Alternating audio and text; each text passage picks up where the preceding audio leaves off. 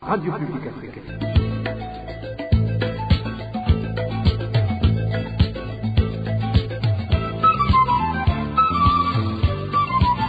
Radio Publique Africaine.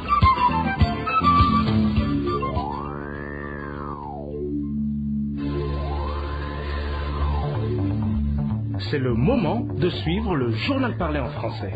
À la présentation, Onésime Douchimagité. Ravi de vous retrouver, mesdames et messieurs, à ce rendez-vous d'information de ce mercredi 3 août 2022. D'abord, les grands titres.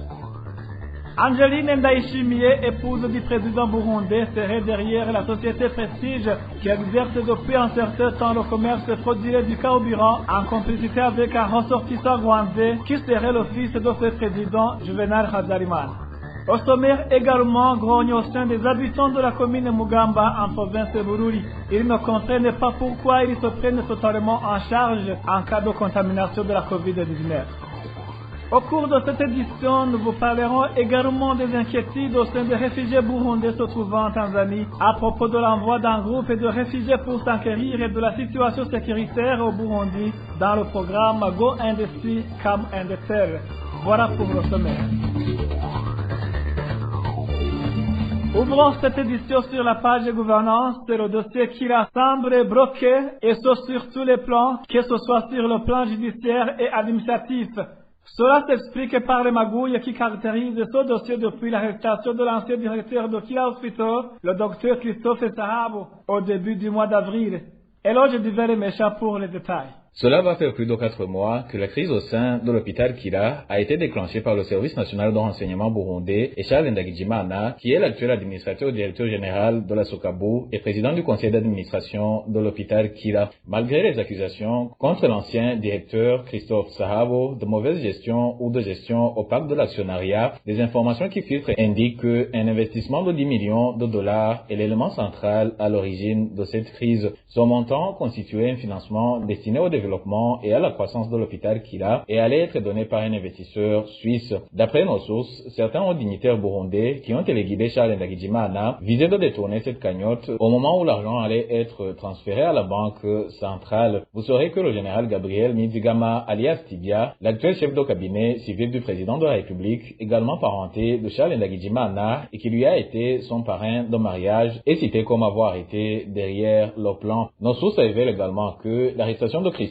Sahabo a engendré l'arrêt du transfert des 10 millions de dollars financés par un investisseur suisse, malgré que les discussions irrelatives étaient avancées. Jusque-là, le dossier est devenu compliqué car non seulement les raisons derrière l'arrestation du docteur Sahabo ont causé la paralysie de certaines activités à l'hôpital Kira, mais aussi son dossier judiciaire n'avance pas. Nos sources au sein des institutions judiciaires révèlent que visiblement le dossier est vide sur le plan judiciaire, mais que les raisons politiques pèsent toujours pour le garder en détention. Ils expliquent que visiblement il existe une main qui ordonne son maintien en détention. Pour le moment, la défense du docteur Sahabo plaide toujours sur la forme et après la fin des vacances judiciaires, il sera probablement temps d'entrer dans le fond du dossier. Mais là aussi, nos sources nous indiquent que les choses sont toujours compliquées car, à part que le dossier est vide, une partie des actionnaires possédant en totalité 65% des actions de Kira Hospital menace actuellement de poursuivre en justice l'État burundais sur le plan administratif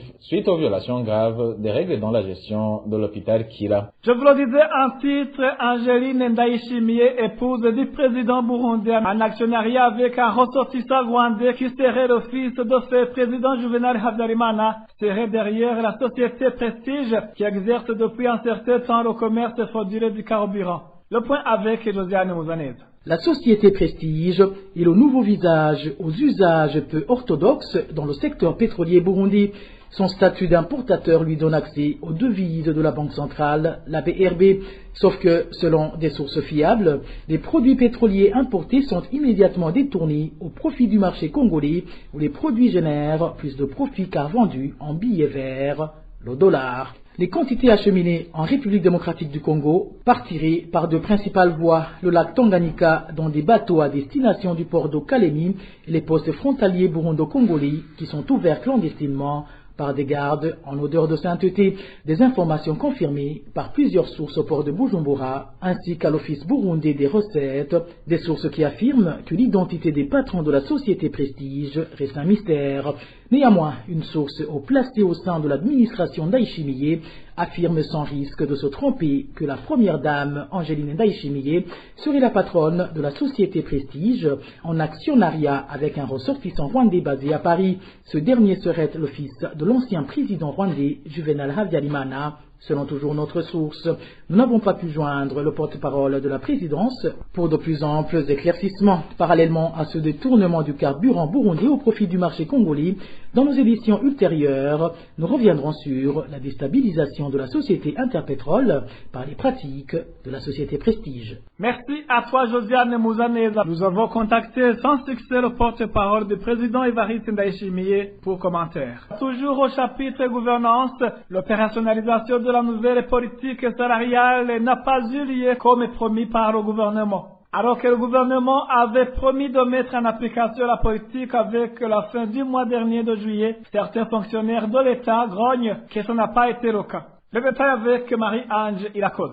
L'ordonnance de mise en application de la nouvelle politique salariale a été signée le 25 du mois dernier de juillet par les ministres de la fonction publique et des finances. Une mesure qui avait plu à la plupart des fonctionnaires de l'État, même si au bout du compte la promesse n'a pas été tenue. Certains des fonctionnaires de l'État se trouvant actuellement dans la désolation sont du secteur de l'enseignement. Notre source enseignant témoigne qu'à la fin de ce mois de juillet, ils ont reçu le même salaire. Ils avaient dit qu'il doit y avoir l'harmonisation de salaire pour les fonctionnaires de l'État. En plus, lors des dialogues au niveau des syndicats, des députés, des sénateurs et du Conseil des ministres, tous concluaient sous l'entrée en vigueur de la nouvelle politique salariale à la fin du mois de juillet. Mais, à notre grande surprise, nous n'avons rien trouvé sous nos comptes. Les enseignants sont en train de pleurer. Les annales d'un mois qu'on leur avait promis ont été retirés de leur compte. Même l'harmonisation de salaire n'a pas été faite. Les salaires leur sont parvenus comme avant. Rien n'a été ajouté. Les conséquences dues au non-respect de cette promesse du gouvernement ont déjà commencé à se faire sentir. La plupart de ces enseignants font savoir qu'ils avaient contracté des dettes qu'ils espéraient payer avec l'octroi de cet argent. Plusieurs grognent ici. Les enseignants avaient contracté des dettes ici et là et ne savent plus comment ils vont les rembourser. En effet, ils ne savent pas si le gouvernement va leur donner cet argent ou non. Vous comprenez que c'est un problème. Nos sources au sein des enseignants dans différents coins du pays indiquent que cet argent avait été mis sur leur compte, mais juste pour quelques instants, il a été retiré, ne restant qu'avec le salaire habituel. Jusqu'aujourd'hui, aucune explication ne leur a été donnée, ni un nouveau rendez-vous. La rédaction de la RPA n'a pas pu joindre Tadende Koumana, le ministre de la fonction publique, pour des amples éclaircissements. Merci à toi, Marie-Ange. Il a causé après cette petite transition, nous parlons droits de l'homme. Les défenseurs des droits de l'homme au Burundi continuent de demander aux autorités judiciaires en province de Makamba de protéger et de rendre justice à une mineure victime d'abus sexuels de la part de son enseignant de l'école Gitwa en commune Kayogoro de la province de Makamba qui cherche à la tuer.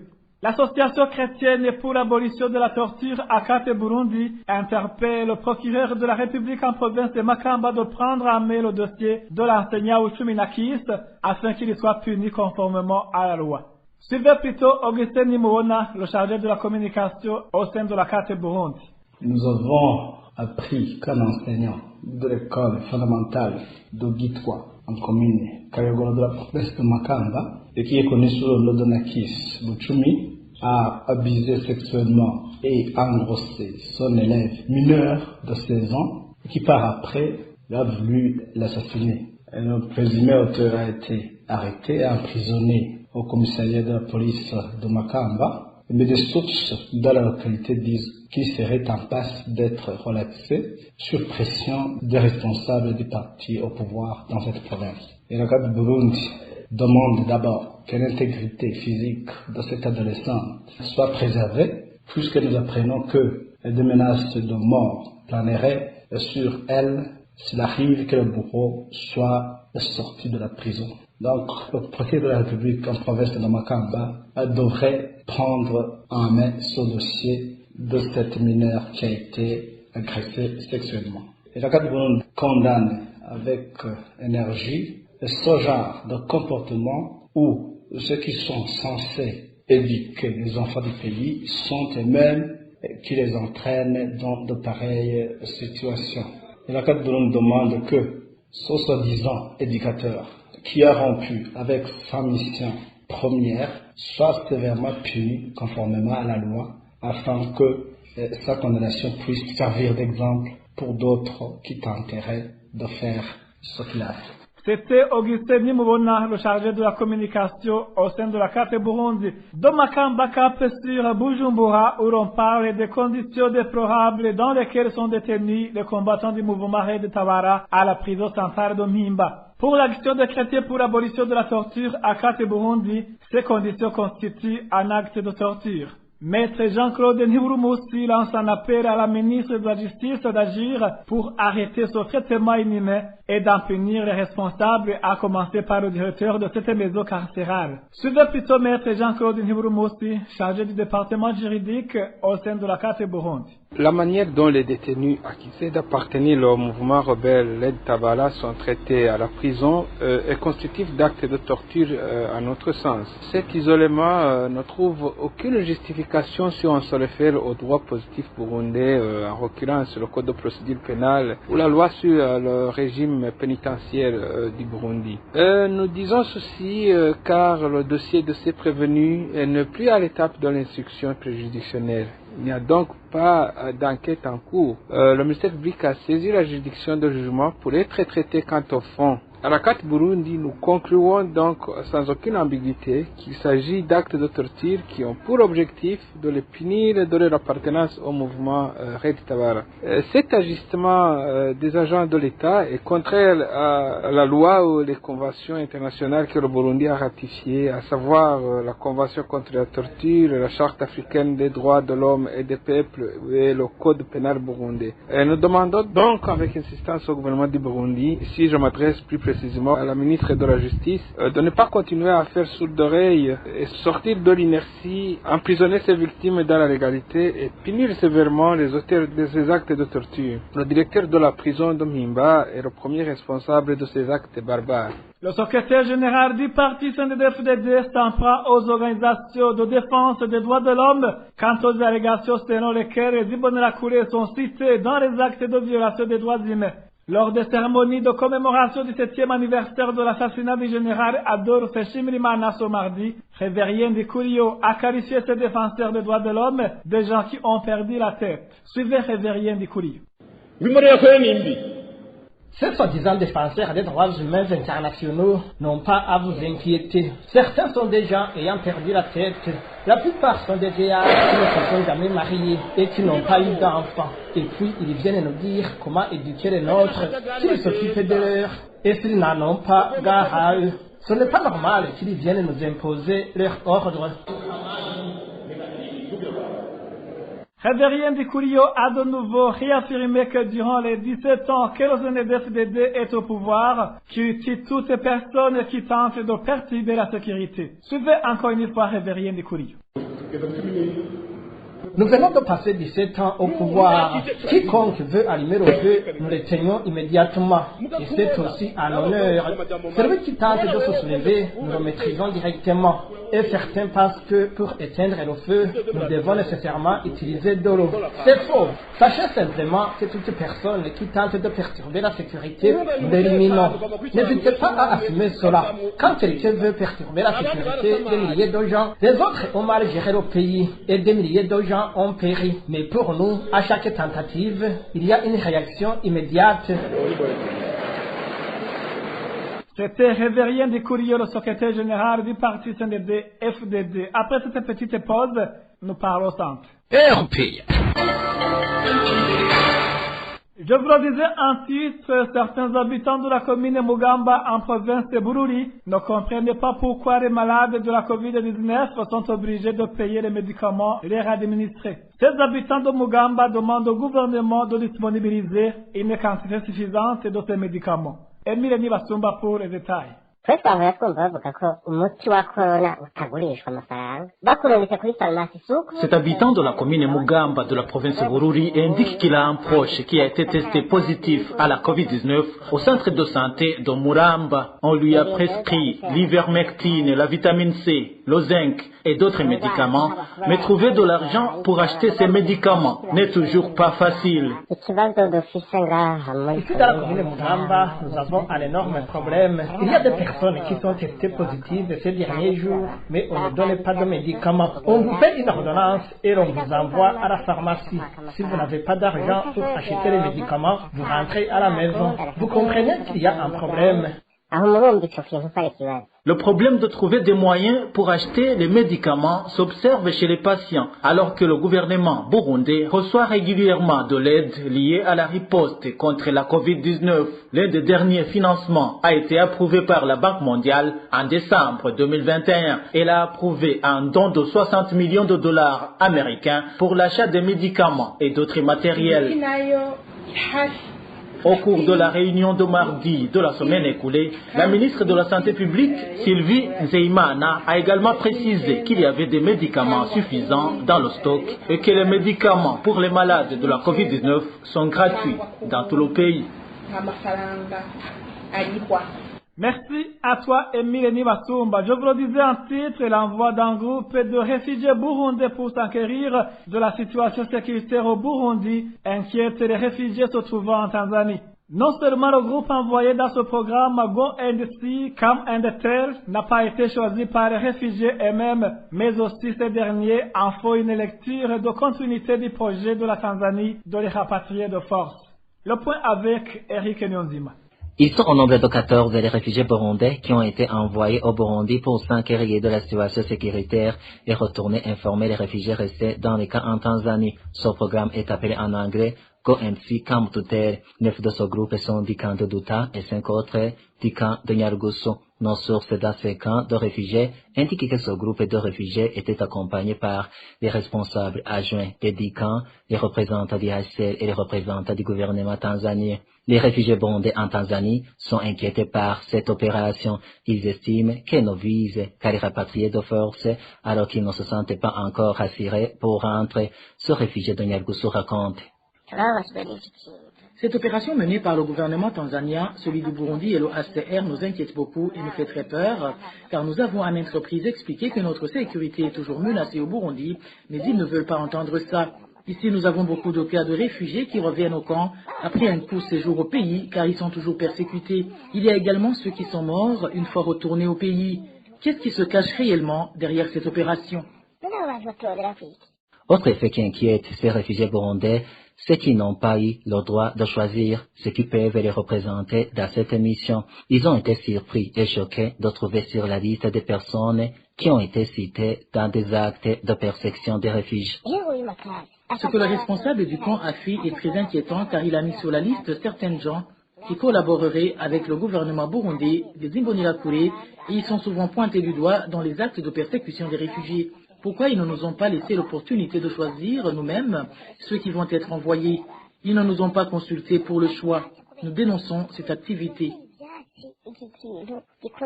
Ces réfugiés burundais demandent à la communauté internationale ainsi qu'aux défenseurs des droits de l'homme, surtout des droits des réfugiés, de suivre de près leur situation pour qu'ils ne soient pas rapatriés de force.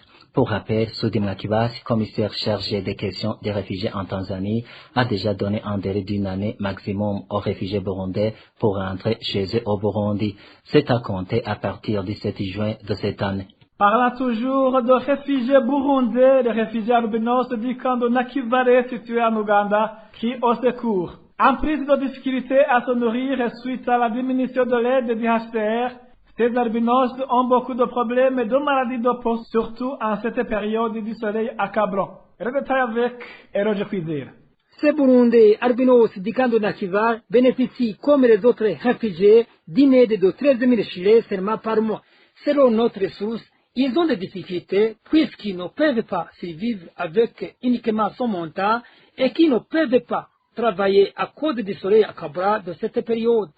Même les parents qui ont des enfants albinos éprouvent aussi des difficultés lorsqu'ils veulent aller chercher un petit travail pour leur survie. Les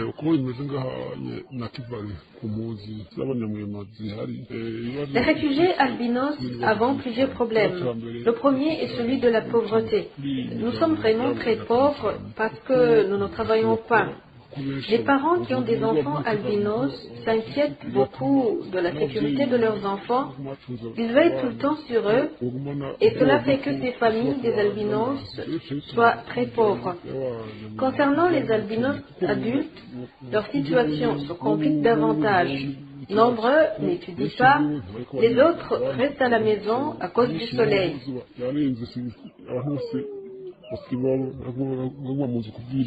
Mis à part la menace de la faim, ces albinos du cas de Nakivar demandent une aide en habits et rossio et permettant de protéger les peaux. Nous avons les problèmes de pauvreté, d'accès aux soins de santé. Nombreux parmi nous avons des plaies sur les peaux. Il n'y a personne pour nous aider. Un seul albinos a été soigné grâce à APRODH. Il est le seul. Mais ceux qui sont dans le besoin sont nombreux. Vous pouvez nous aider, surtout cette période de soleil. Nous avons besoin de chapeaux, de lotions, si c'est possible, des habits aussi pour couvrir notre peau.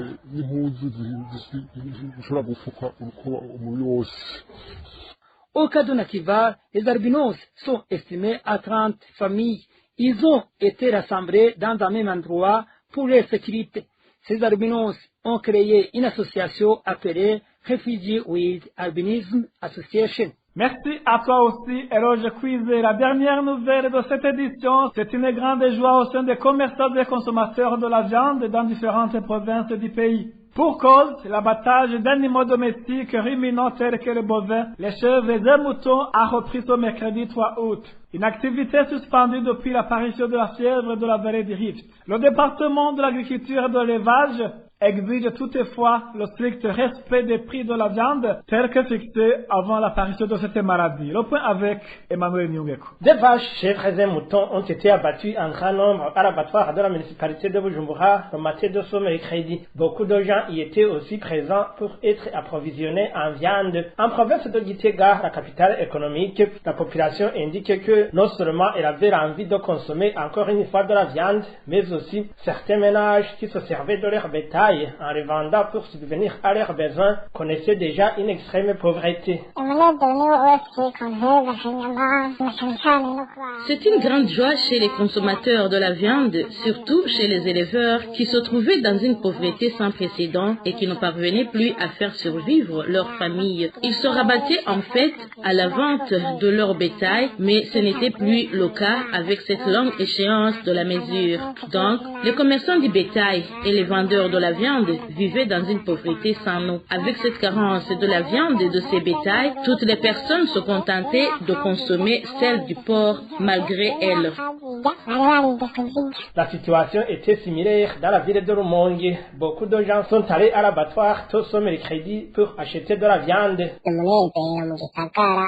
C'est de l'allégresse dans la ville. Tout le monde est content, ce qui prouve que les gens avaient besoin de la viande. Ils en achètent à grande allure, mais c'est avec raison puisque ça faisait plusieurs mois que l'on ne s'en préoccupe pas. En province d'Ongozi, au nord du pays, il était prévu ce mercredi l'abattage de 63 vaches et 102 chèvres dans ce lieu des communes Gashikanoa et Tangara. Ces animaux avaient été testés de la fièvre de la vallée du Rift. Depuis une semaine, 12 vaches et 32 chèvres sont prévus d'être abattus ce jeudi dans les communes Kiremba et Muumba. La rédaction de la RPA a également été au courant que dans les provinces Ruyigi et Changuzo, l'affluence des gens qui se rendaient à l'abattoir pour acheter de la viande était grande ce mercredi matin. Merci à toi aussi, Emmanuel Nyungeko. Merci, mesdames et messieurs, d'avoir prêté oreille attentive. Ainsi s'achève cette édition. À la présentation, vous étiez avec Onésime Dushimagi. Au revoir.